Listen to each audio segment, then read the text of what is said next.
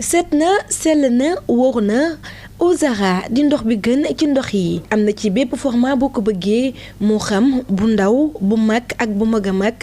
grossiste di micro wala sax en détail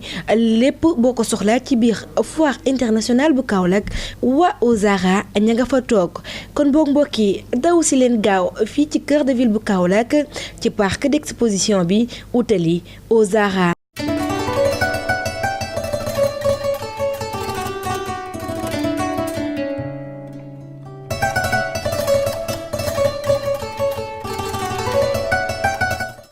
asalaamaaleykum yéen mbokki safo la télévision Loul Saloum mbégteeg bànneex nag dellusiwaat tey jii la di leen présenté seen journal de la foire saa su ne nag ni ñu koy amalee bés bu nekk journal de la foire day am ñu ciy ànd ak suñu sponsor leader yi muy Inco ak ñi di Eau Zara comme ni ñu koy defee nag journal de la foire ay rubrique am la rubrique bi njëkk saa su ne mooy actualité de l'Africa.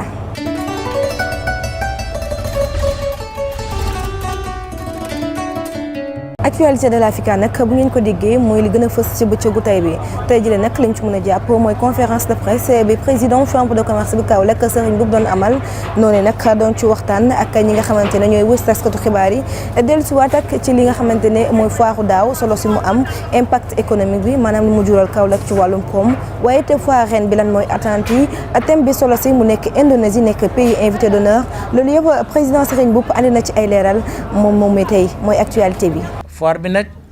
dafa nekk foire boo xam ne nii liñ ci jublu mooy yëkkati Saloum xam nga bu ñuy wax Kaolack rek mooy Saloum Kaolack capitale Saloum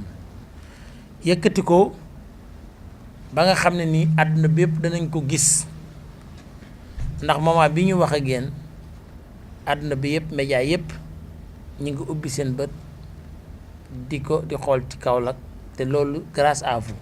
kon maa ngi leen di gërëm bu baax. premier ministre moo war a ñëw tijji ko président yawal ko moo war ko tijji wane ne am na ak yëg bu baax ndax xam ngeen bu baax na suba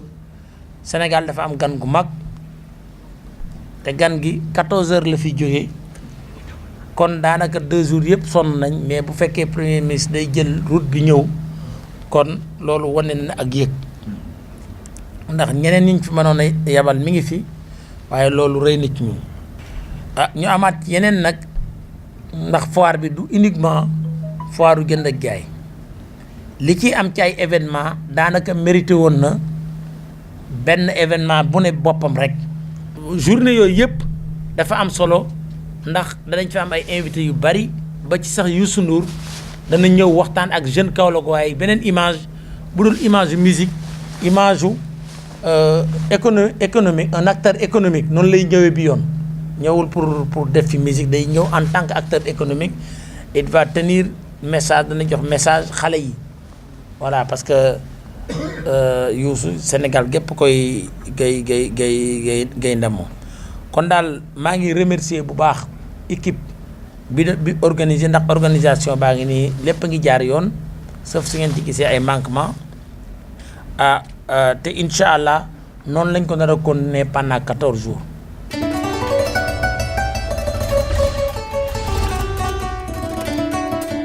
ñu wéyandi ba tey suñu journal de l'Africa xam ngeen ne nag deuxième rubrique bi saa su ne day nekk les mots de l'Africa les mots de l'Africa nag tey jii leen ñu ko jagleel ñooy les visiteurs ñoom ñu ñëw fii ci bu foire internationale bu Kaolack xool yi nga xamante ne mooy produit yi fi am ci seen kàddu nekk ñoom seen xel dal na bu baax gis nañ ne njëg yi it yomb na gis nañ seen bopp ci foire bi tax nañu ngi lancé appel tous les Kaolackois ngir ñu ñëw fii ci parc d'exposition bu cœur de ville bu Kaolack seen kàddu Mamadou Moustapha Niang la ñu ko daal di dénk. damay rafetlu initiative bi parce que lii dafay tax ñu bëri ñi nga xamante ne woon ñu ngi ci ruq yeeg ruqaat yi waroon exposer seen marchandise pour gars yi xam produit yi nga xamante ne ñu ngi koy defar ñu mun see jot vraiment ay genre foire yi dina mun a tax nit ñi mun a wane seen bopp en quelque sorte. xam nga Kaolack région boo xamante ne la moom pratiquement dañ koy wax sax le bassin arachidier donc des produits agricoles yoo xamante ne ay jigéen ak ay góor ak ay jeunes ñu ngi toog ci ruq bi di def des transformations dina mun a tax ñooñu tamit jaay seen produit jaay yi nga xamante ne moom la ñuy béy fii ci Sénégal nit ñi mun ko xam surtout waa gox bi xam ne Sénégal seen produits agricoles yi am na yu bëri yoo xamante ne mën na ko te aussi tamit région de Kaolack dina si bénéficier wu parce que xaalis bi dina circuler nit ñi tamit ku nekk di nga si gis sa bopp. foire moom fu ñu ko defee rek naataange moo fa war a ñëw. Kaolack nag naka jekk moom buñ fu mësee organiser muy foire lu mu mënti doon njëriñ moo ci am moo tax bu ñu wootee ñun ñi nga xam ni xar la ñuy dund ñu wuy si. xam nga sous région bi ay Guinée ki Mali yooyu dañu am seen koom-koom bu ñu ñëwee indi ko fii jëlaale suñu bës yóbbu moo tax fokk ay réew yu ànd ci seen koom-koom la ñuy dimbalante ñun am nañ lu ñu soxla ñoom ñu am lu ñu soxla ba tax na bu ñu dajee danaa xam ni réew mi de lii moo fa ëpp doole ñu wax réew ma leen lii moo fa ëpp doole ba tax na ci maanaam koom-koom bu wëndeelu la rek waaw loolu daal lañ ci gërëm moom tu sais ñi koy organiser développement lañ ci jublu rek li ñu leen mën jagleel mooy par exemple parce que kuy liggéey rek waaw góor nga ba. vraiment lii dañ ci gërëm suñu njët mooy sëñ Mbuub def na initiative bu rafet parce que lii nii yàgg na Kaolack ñu ko ñaan Kaolack dañu dem ba Dakar di ko fi wëri yàlla def ñu indi ko fi Kaolack fii ni Cœur de Ville kon nañ ko sant ko gërëm la ñaan ko ñu dugg si bisimilah rahmaani rahiim alhamdulilah rabbil alamin parce que fu nekk na foire boo xam ni képp ku fa dugg rek loo fa bëgg rek na nga am si yow macha allah. man lu ma leen wax mooy gars yi nañu génn parce que foire bi nii lépp li fa bëgg moom fii lépp am na fi lépp loo xaar am na fi ñoo ñu visité gars yi ñëpp ñu génn Kaolack ñoo ko moom ñoo mën a suqali suñu dëkk kooku sëñ boobu mën na ko def Dakar mais dafa ko dafa ñëw Kaolack def ko fi kon nañ ñëpp ñu génn ñëw ci foire bi maa ngi ñaan ñëpp nag génn ñëw ci foire bi ñu xool suñu bëgg si foire bi.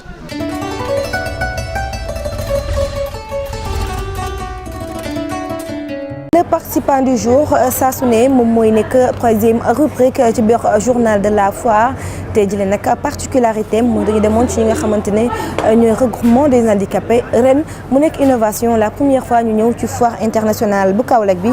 ñu ñëwee nag wane nañ ci seen bopp ndax ñoom nee nañ fas yéene wuñ génn ci mbedd yi di tàllal loxo dañuy yëngatu ci li ñu wax wàllum transformation di créer ay produits yoo xamante nañ koy jëfandikoo ci biir kër ñoom ñooñee nag ña ngay soññ ñu mel ni ñoom woy laago yi ngir ñu bañ a génn ci mbedd yi di tàllal loxo ñëw ñafeel seen bopp fajal seen bopp seeni soxla Mouhamadou Junior Cissé reportage. foire internationale bu Kaolack doon ab prox ndoll ngir képp ki nga xam ne da ngay jaay ngir nga siwal say produit li nu mel di tax ba ñi nga xam ne ñooy regroupement des handicapés mbooloo mooy doole bu leew na dal di ñëw ci biir 3e édition ngir exposer li nga xam ne moom la ñuy liggéey saa su ne. suñ jigéen ñi handicapé ñoo def formation di defar saabu carotte saabu mbërbëf ak saabu ordinaire ak eau de javel loolu mooy produit bu ñu fi indi ak saag yi tamit ñu ñoo koy jaayaal. ñu doon ay jàmbaar yuy dundee seen i ñaq ki nga xam ne moo yor seen i kàddu di wax ne waaye laago yi war nañ weesu li nga xam ne moom moo di tàllal loxo te jóg ngir dundee li nga xam ne moom moo di seen i ñaq. dañu xool xam ne handicapé yi nekkim bu ñu nekkee ci biir dëkk bi dafa nekkul nekkim bu ñu ganal ñu xool handicapé dafa war a am lu mu war a def à part toog ci tali bi di tàllal loxo premièrement li tax ñu former association bi mooy xeex ndoolu ak yalwaan même bu fekkente ne mënuñu ko xeex ba mu jeex mais ñu am ñu récupérer ci tali ba ñi nga xam ne dañ doon toog di tàllal seen loxo pour wol leen ne yoonu bu ñu mun a jaaru pour xeex yalwaan bi daal. ngir gën a fësal seeni produit regroupement des handicapés mboole mooy doole bu leew na ñi ngi woo autorités yi ñu jàppale leen bu baax a baax ci liggéey bi nga xam ne moom la ñuy def. xam nga benn loxo mënul tàcc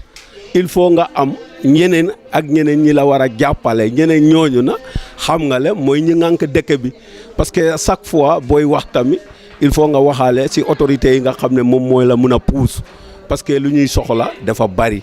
handicapé bu demee bay wu liggéey tamit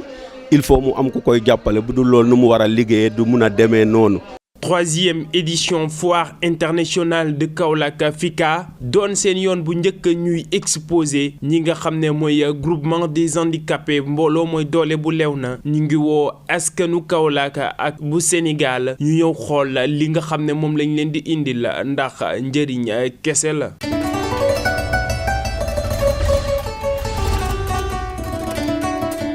mbokk yi ñu wéyandi ba tey gan gi nga xamante ne moom la ñuy dalal ci journal de la FICA mooy Pape Malick Ndour nekk le président du conseil départemental de Guinguinéo moom moomee nag ku ne xam ne ne ren lii di collectivité locale yi dañoo lëkkaloo ak chambre consulaire yi ngir wane seen taxawaay bu baax ci foire internationale bu Kaolack boobee Pape Malick Ndour gannaaw ba mu visité stand yi yëkkati na ay kàddu dénk ko télévision du Saloum. foire bi lu am solo la vraiment ci région de Kaolack am ko solo ci réew mi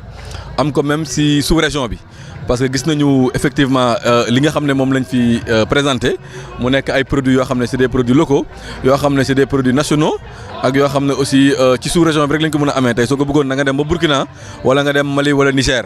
tey ñu am opportunité tey ñëw fii ci Kaolack loolu yëpp jéggi ay territoire jéggi ay frontières ñëw fekk ñu fii ci Kaolack day nekk lu am solo loo xam ne lu baax la mënuñu lu ko lu rafetlu ko voilà vraiment chambre de métier mu ngi def liggéey bu am solo. loolu dafa méngoo ak li président wax parce que dafa ne développement à travers les territoires wala développement par les territoires donc tey Serigne Mboup su àndee ak chambre de commerce chambre de métier donc gis ne conseil départementaux yi en l'occurrence yi nga xam ne ñoom ñoo nekk collectivité locale de développement ñu war leen ci impliqué ñu porter ko dañ ci am mbégte bu rëy mais aussi dañ ci am sas bu rëy aussi moo tax ñun département Guinguinéo depuis bu ñu ko yëgee on a pris toutes les dispositions nécessaires malgré le temps assez court boo xam ne amoon nañ ko pour mun a ñëw aussi ñun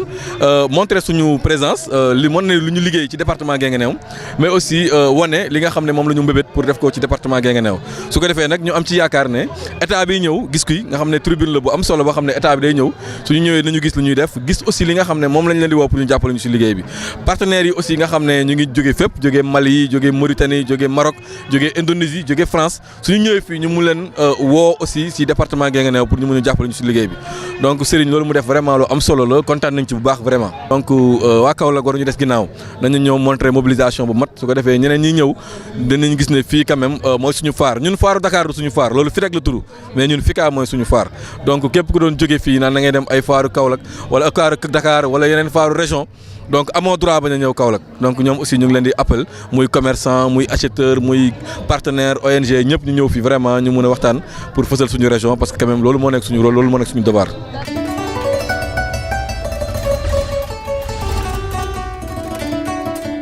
mbokk yi nag xam ngeen ne saa su ne li ndar képp journal de la foire mooy seen rubrique agenda suba nekk li ci gën a fës mooy le matin da ngeen am bëccëg bi ñu jagleel li ci collectivité locale yi ñett département yi nag ñu leen fay xaar ak seen président conseil départemental ñu ci mel ne Baba Ndiaye Pape Malick Ndour ak kii di président Malaw bu Nioro fële ca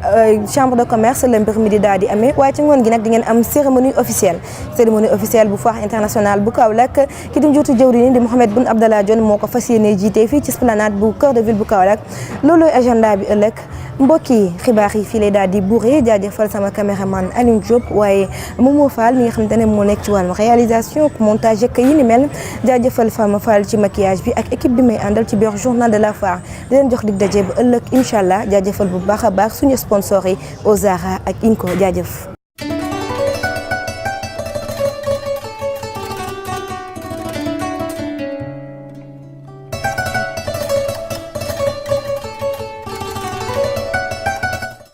set na sell na wóor na Ozara di ndox bi gën ci ndox yi am na ci bépp format boo ko bëggee moo xam bu ndaw bu mag ak bu mag a mag grossiste di micro wala sax en détail lépp boo ko soxlaa ci biir foire internationale bu Kaolack waa Ozara ña nga fa toog kon boog mbokk yi daw si leen gaaw fii ci cœur de ville bu Kaolack ci parc d'exposition bi utali Ozara.